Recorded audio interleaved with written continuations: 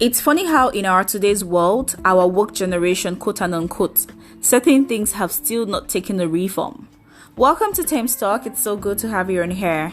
Today we'll be discussing about a video that went viral on social media yesterday with several comments to go of a certain lady who murdered her child and reported herself to the police.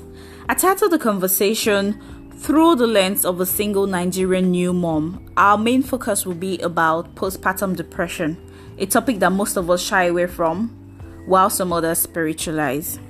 Postpartum depression, PPD for short, is also referred to as baby blues. It's a situation whereby a new mom experiences an outburst of undescribable and uncontrollable emotions, mood swing, anxiety, and behavioral changes. I did a little bit of research, and you'll be surprised to know that in Nigeria today, about 20% of new moms yearly suffer baby blues, which could actually come mildly or really disturbing that would apparently need medical attention. I've seen a new mom cry anytime her baby cries, and she feels like she's not doing enough. This thing is real. Postpartum depression is real.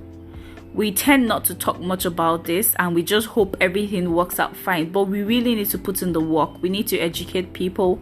We need to educate family members. We need to prepare our minds for the worst case scenarios when we're expecting a baby. Well, let's retract for a bit.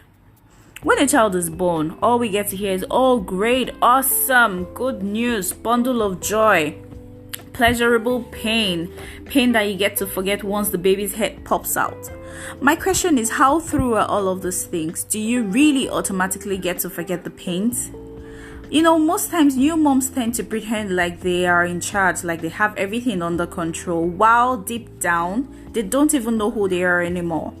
The changes in their complexion, in their shape, their sizes, their sleep pattern can really be overwhelming at times. Need I say that the pressure is tripled for a single mom?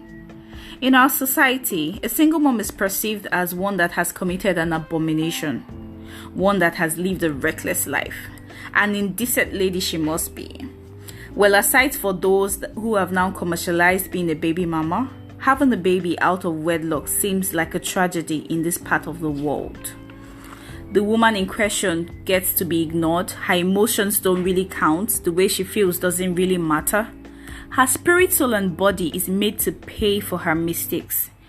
Starting from breaking the news to her folks, then having to attend antenatal with some witch-like expressions and reactions from the nurses in the hospital, to having to endure whatever pains and changes she experiences during labor, during pregnancy.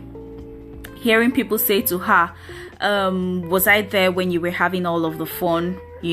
Why are you crying? Why are you yelling?